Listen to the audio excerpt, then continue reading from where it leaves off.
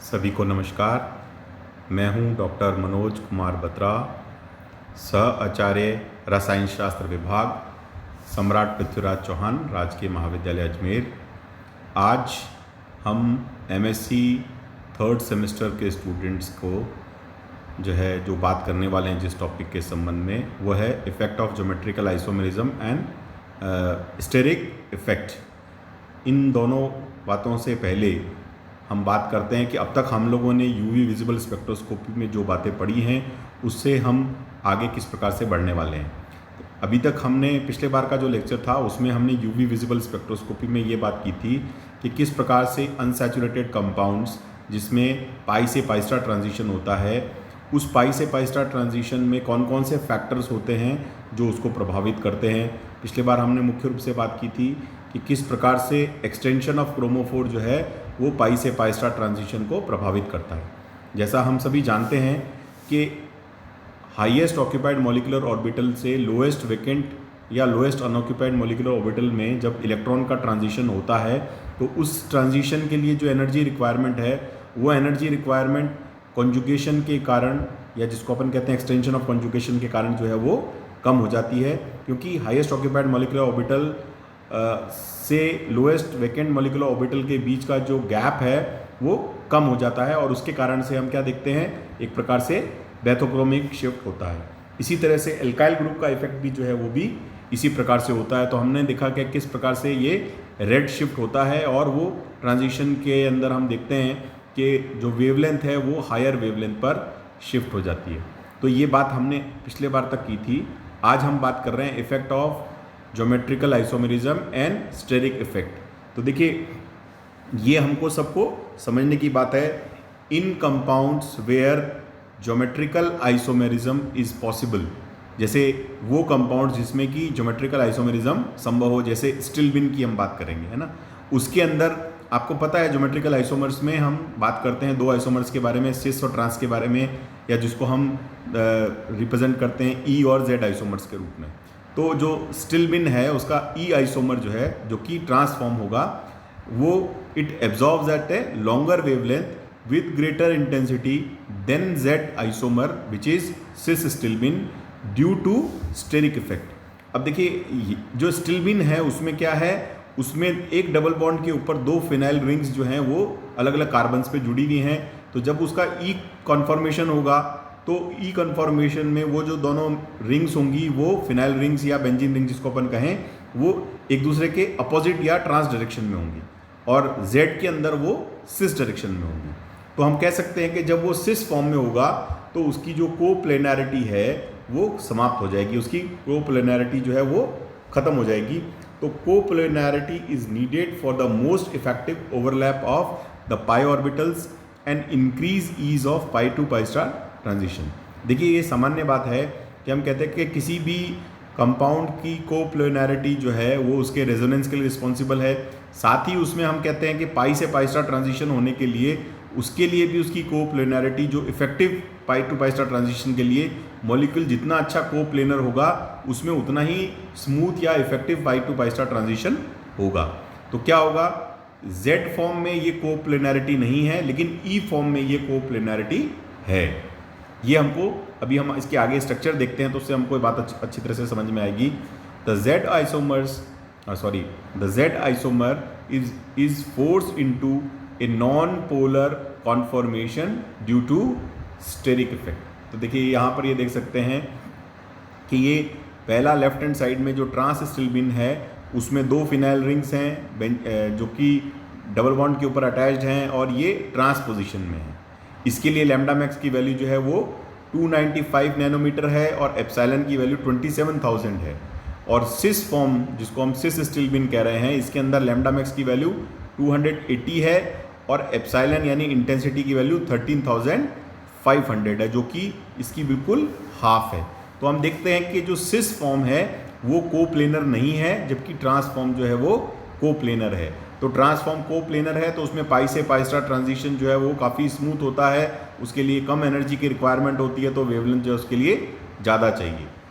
तो ये बात हमें जो ज्योमेट्रिकल आइसोमेरिज्म के बारे में इस बात को समझना चाहिए कि जब सिस और ट्रांस की हम बात करेंगे तो जो ट्रांस है वो ज़्यादा वेवलेंथ पर एब्जॉर्ब करेगा एज कंपेयर टू सिस, और ट्रांस की जो इंटेंसिटी है वो भी ज़्यादा होगी।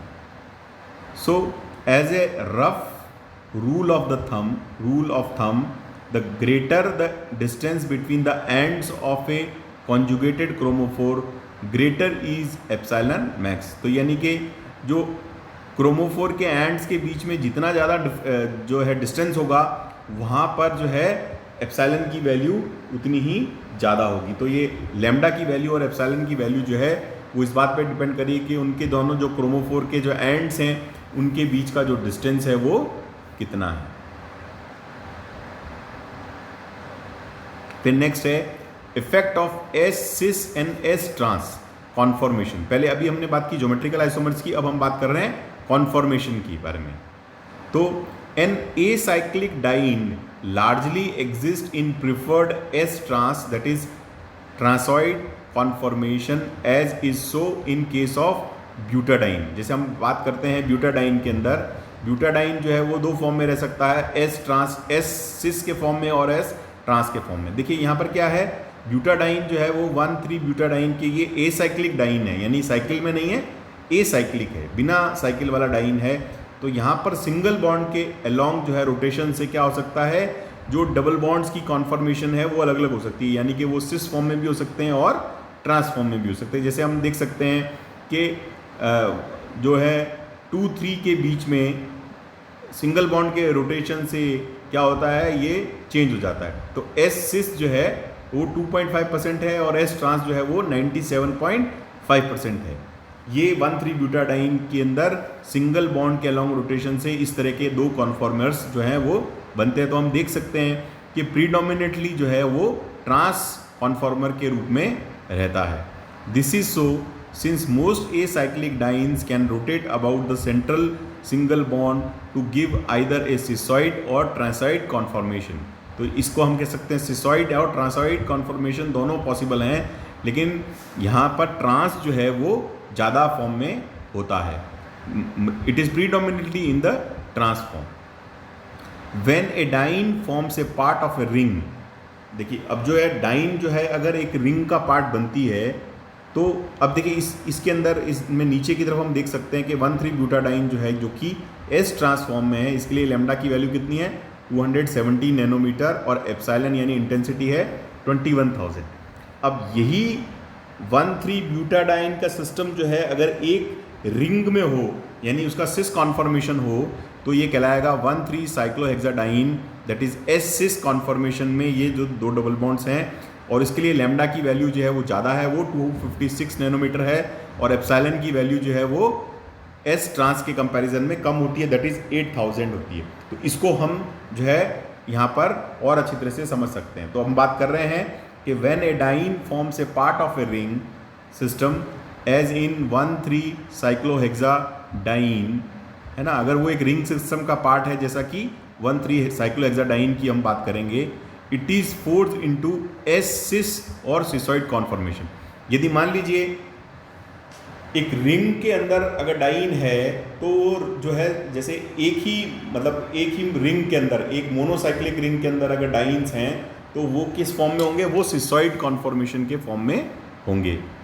तो क्या होगा, it is forced into cisoid conformation with far reaching effect on absorption scheme. जैसा भी अपन ने पहले देखा है, the wavelength of absorption is thus shifted towards longer wavelength region and intensity is lowered in comparison with the acyclic diene. यानी कि अगर हम सिसॉइड कॉन्फॉर्मेशन की हम बात कर रहे हैं, अगर वो किसी साइक्लिक डाइन में है तो उसकी इंटेंसिटी कम हो जाती है, लेकिन जो एब्जॉर्प्शन की वेवलेंथ है वो बढ़ जाती है as compare to the trans form, जो कि ए साइक्लिक डाइन्स की हम बात कर रहे हैं उसमें। These effects are apparent from the data for 1,3 butadiene that is s trans and 1,3 cyclohexadiene that is s cis. Mono and polycyclic dienes falls into 2 classes depending on whether the double bond are in the same ring or in the different ring।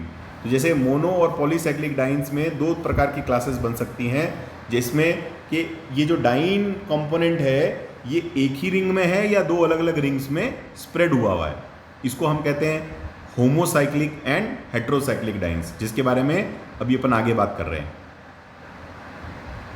और in the same ring और in the different rings, members of the first class, that is when the double bonds are in the same ring, are called homoannular dienes and have the S-cis arrangement and their absorption closely resembles 1,3-cyclohexadiene.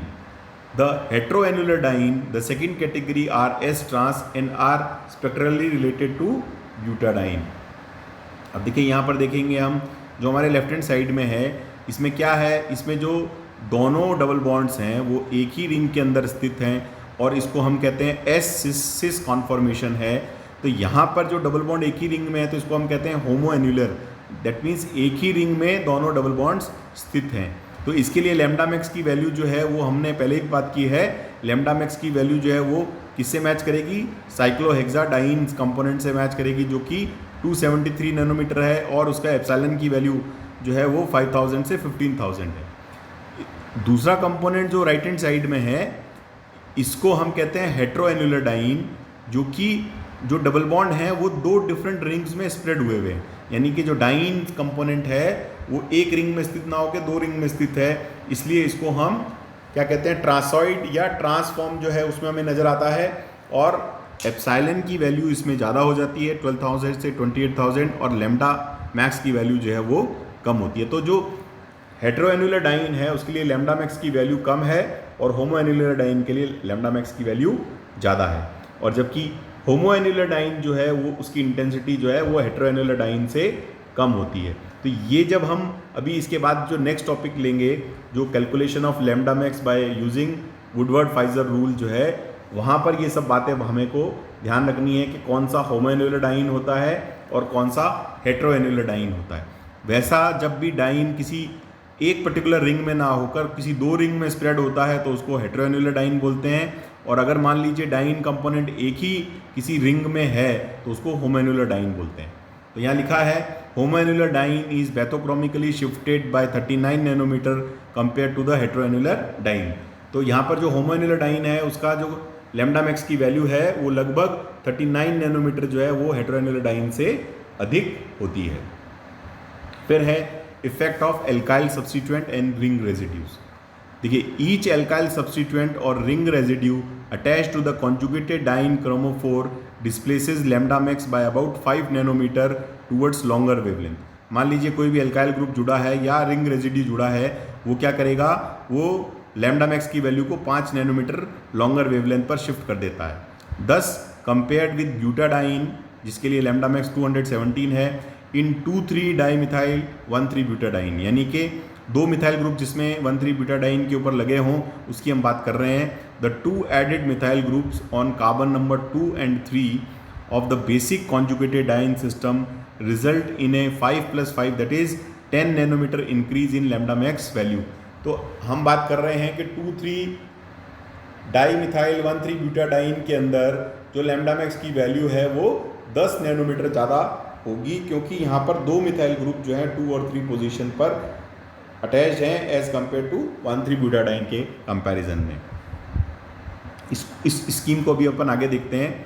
इन 1,3 पेंटाडाइन, देखिए अब 1,3 पेंटाडाइन की बात भी हो रही है। देखिए इसके अंदर जो लेफ्ट हैंड साइड है बाईं तरफ हम बात कर रहे हैं वो क्या है, 2,3 डाईमिथाइल 1,3 ब्यूटाडाइन। अब जैसे 1,3 ब्यूटाडाइन को हमने मार्क आउट कर लिया, जिसको हमने डॉटेड एक तरह से बॉक्स बना के मार्क आउट कर लिया, तो अब इस 1,3 ब्यूटाडाइन पे कार्बन नंबर 2 और कार्बन नंबर 3 पर एक एक मिथाइल ग्रुप जुड़ा है, इसलिए इसको हम कहते हैं 2,3 डाईमिथाइल 1,3 ब्यूटाडाइन। तो इसके लिए जो हम लैम्डा मैक्स वैल्यू कैलकुलेट करेंगे, जो जिनकी नियमों के बारे में हम आगे पढ़ने वाले हैं उसी के बारे में हम यहाँ पर बात कर रहे हैं। तो उसकी जो बेसिक वैल्यू है वो 1,3 ब्यूटाडाइन के लिए वो कितनी होती है, 217 या 217, और हर एल्काइल ग्रुप के लिए 5 नैनोमीटर का हमने बात की थी बैथोक्रोमिक शिफ्ट होता है। तो यहाँ पर दो मिथाइल ग्रुप हैं तो इसके लिए 5 × 10 को हमने जोड़ दिया, तो 217 में 10 जोड़े तो 227 आया। ये कैलकुलेटेड वैल्यू है 2,3 डाईमिथाइल 1,3 ब्यूटाडाइन के लिए लैम्डा मैक्स की कैलकुलेटेड वैल्यू है। लेकिन अगर हम इसको ऑब्जर्व करें देखें एक्चुअली एक्सपेरिमेंटली देखें तो ये वैल्यू आती है 226 नैनोमीटर, जो कि इससे काफ़ी मैच करती है। तो हम देख सकते हैं 2,3 डाइमिथाइल 1,3 ब्यूटाडाइन के लिए कैलकुलेटेड वैल्यू है 227, और एक्सपेरिमेंटली यानी प्रायोगिक रूप से जब हम स्पेक्ट्रा निकालेंगे तो जो ऑब्जर्व करेंगे वो लैम्डा मैक्स की वैल्यू आएगी 226 की, जो कि काफ़ी अच्छी मैचिंग के साथ में ये बताता है कि जो हम कैलकुलेट वैल्यू कर रहे हैं वो बिल्कुल सही कर रहे हैं, या उसके लिए जो नियम है वो एकदम सही है। फिर दूसरा है राइट हैंड साइड में 1,3 पेंटाडाइन। अब पेंटाडाइन में एक मिथाइल ग्रुप कार्बन नंबर 1 पर जुड़ा हुआ है, तो जो ब्यूटाडाइन कंपोनेंट है उसके लिए लैम्डा मैक्स का वैल्यू जो है हमको पता है 217 है बेसिक वैल्यू, तो वो तो हो गया 1,3 ब्यूटाडाइन के लिए। और एक एल्काइल ग्रुप इस पे जुड़ा है, उसके लिए हमने +5 जोड़ दिया, तो टोटल मिलाकर हो गया 222 नैनोमीटर। और जो इसके लिए ऑब्जर्व वैल्यू आती है वो आती है 223 नैनोमीटर। तो यहाँ पर भी हम देख सकते हैं कि ऑब्जर्व वैल्यू और कैलकुलेटेड वैल्यू के बीच में काफ़ी अच्छा मैचिंग हो रहा है। The observed lambda max is close to the calculated value. However, the trans isomer absorb at a longer wavelength and with a larger molar extinction coefficient. This is generally true of cis and trans isomer. And UV spectroscopy is one of the methods that can be used gainfully to confirm the structure of geometric isomers. Coplanarity is needed for the most effective overlap of the pi orbitals and lower energy overlap of the pi orbitals and the lower energy of pi to pi star transition। देखिए हमको पता है कि सिस और trans के अंदर trans के लिए जो है वो पाई से पाई स्टार ट्रांजिशन के लिए कम एनर्जी चाहिए, क्योंकि वहाँ पर कोप्लैनरिटी होने के कारण ये ट्रांजिशन जो होता है वो आसानी से हो जाता है, जबकि सिस के अंदर ऐसा नहीं हो पाता। तो सिस जो है वो नॉर्मली हायर वेवलेंथ पर लोअर वेवलेंथ पर एब्जॉर्ब करता है, और ट्रांस जो है वो हायर वेवलेंथ पर एब्जॉर्ब करता है, क्योंकि ट्रांस के लिए एनर्जी रिक्वायरमेंट कम हो जाती है। इस cis that is Z isomer unlike the trans that is E isomer adopts a non planar conformation due to steric effect. तो हम कह सकते हैं कि यूवी विजिबल स्पेक्ट्रोस्कोपी का उपयोग जो है हम ज्योमेट्रिकल आइसोमर को डिस्टिंग्विश करने में या आइडेंटिफाई करने में हम उसको बहुत अच्छी तरह से काम में ले सकते हैं। फिर नेक्स्ट इफेक्ट जो है जिसकी हम बात कर रहे हैं अनसैचुरेटेड कंपाउंड्स में, वो है effect of exocyclic double bond. अब देखिए डबल बॉन्ड जो है वो दो प्रकार के हो सकते हैं। एक वो डबल बॉन्ड है जो रिंग के बाहर की ओर निकलता हुआ होता है, जिसको हम कहते हैं एक्सोसाइक्लिक डबल बॉन्ड। एक डबल बॉन्ड वो है जो रिंग के अंदर सिचुएटेड होता है, उसको हम कहते हैं एंडोसाइक्लिक डबल बॉन्ड। तो यूवी विजिबल स्पेक्ट्रोस्कोपी में एक्सोसाइक्लिक डबल बॉन्ड होता है, उसके लिए हम 5 नैनोमीटर का एक इंक्रीमेंट जो है वो ऐड करते हैं। जैसे एल्काइल ग्रुप जुड़ा होने पर हमने 5 नैनोमीटर को ऐड किया, वैसे ही इसके लिए भी हम 5 नैनोमीटर्स ऐड करते हैं। अब यहाँ पर अपन उसी के संबंध में बात कर रहे हैं। For example one methyl cyclohexene, the double bond is inside the ring and it is recognised as the endocyclic position. This stable isomer more substitution on the double bond, that is why it is known as stable isomer, is prepared by dehydration of 1-cyclohexanol. The less stable isomer has the double bond projecting outside the ring and is recognized as a exocyclic position. This less stable isomer is prepared by the Wittig reaction from cyclohexanone। अब देखिए ये हम बात कर रहे हैं, देखिए यहाँ पर देखेंगे नीचे की तरफ जो है वो हम क्या कह रहे हैं, हम कह रहे हैं कि 1-मिथाइल साइक्लोहेक्सीन है, जो कि किससे बन रहा है, 1-मिथाइल साइक्लोहेक्सेनॉल के डिहाइड्रेशन से, यानी H2SO4 की प्रेजेंस में से उसमें से जब वाटर निकलता है उससे बन रहा है। और यहाँ जो डबल बॉन्ड है वो कौन सा है, वो एंडोसाइक्लिक डबल बॉन्ड है। क्यों है एंडोसाइक्लिक, क्योंकि ये रिंग के अंदर है, और ये जो कॉन्फॉर्मर है ये जो आइसोमर है ये ज़्यादा स्टेबल होता है। तो it is more stable because क्योंकि ज़्यादा सब्सटीट्यूटेड है। फिर हम दूसरे की बात करते हैं कि less stable exocyclic double bond युक्त जो हम देखते हैं साइक्लोहेक्सीन के ऊपर जो डबल बॉन्ड लगा है, ये किससे बनता है, ये एक साइक्लोहेक्सेनोन के ऊपर विटिक रिएक्शन करने से बनता है। यानी साइक्लोहेक्सेनोन के अंदर C डबल बॉन्ड O की जगह पर अब जो है डबल बॉन्ड CH2 जुड़ गया। तो इस तरह का जो डबल बॉन्ड होता है उसको कहा जाता है exocyclic double bond. That is A double bond which is projecting outside of the ring, यानी कि ऐसा डबल बॉन्ड जो कि किसी रिंग से बाहर निकल रहा हो, उस प्रकार के डबल बॉन्ड को एक्सोसाइक्लिक डबल बॉन्ड कहा जाता है। तो रिंग में दो तरह के डबल बॉन्ड हो गए, एक है एंडोसाइक्लिक डबल बॉन्ड जो कि रिंग के अंदर होता है, और दूसरा होता है एक्सोसाइक्लिक डबल बॉन्ड जो कि रिंग के बाहर होता है। तो इस एक्सोसाइक्लिक डबल बॉन्ड के लिए जो कि जिसके कारण मॉलिक्यूल जो है उसकी स्टेबिलिटी कम हो जाती है, उसके लिए हम +5 नैनोमीटर का एक इंक्रीमेंट ऐड करते हैं। तो अब देखिए यहाँ अपन ये जो स्ट्रक्चर देख रहे हैं, इसके लिए हम क्या कर रहे हैं, लैम्डा मैक्स कैलकुलेट कर रहे हैं। तो हमें पता है 1,3-ब्यूटाडाइन के लिए जो लैम्डा मैक्स की वैल्यू जो है वो कैलकुलेटेड के लिए हम 217 वैल्यू उसकी बेसिक वैल्यू रख देते हैं। अब इस कार्बन नंबर को अगर हम ध्यान से देखें, फर्स्ट कार्बन को, तो इस पे 2 मिथाइल ग्रुप या जिसको हम कहें 2 रिंग रेजिड्यू जो है हमें अटैच दिख रहे हैं, जिसको हमने यहाँ पर डार्क जो है वो एरो से मार्क किया हुआ है। तो ये जो है इनके लिए इंक्रीमेंट जो है वो +5 होता है। तो +5 × 2 दैट मीन्स 10 इंक्रीमेंट ऐड करेंगे। और फिर एक रिंग आपको दिखती है जो साइक्लोहेक्सेन रिंग है। इस साइक्लोहेक्सेन रिंग से बाहर की तरफ आप देखेंगे तो एक डबल बॉन्ड दिख रहा है, जिसको हमने शेडेड एरो से दिखाया है यहाँ बीच के अंदर। ये डबल बॉन्ड कहलाता है एक्सोसाइक्लिक डबल बॉन्ड। तो इस डबल बॉन्ड के लिए जो है हम 10 ऐड करेंगे, तो ये वैल्यू टोटल आती है 230 नैनोमीटर। और उसको जो है अगर हम ऑब्जर्व करें तो 236 नैनोमीटर जो है वो टोटल आता है। तो इस तरह से इसको हम मैच कर सकते हैं।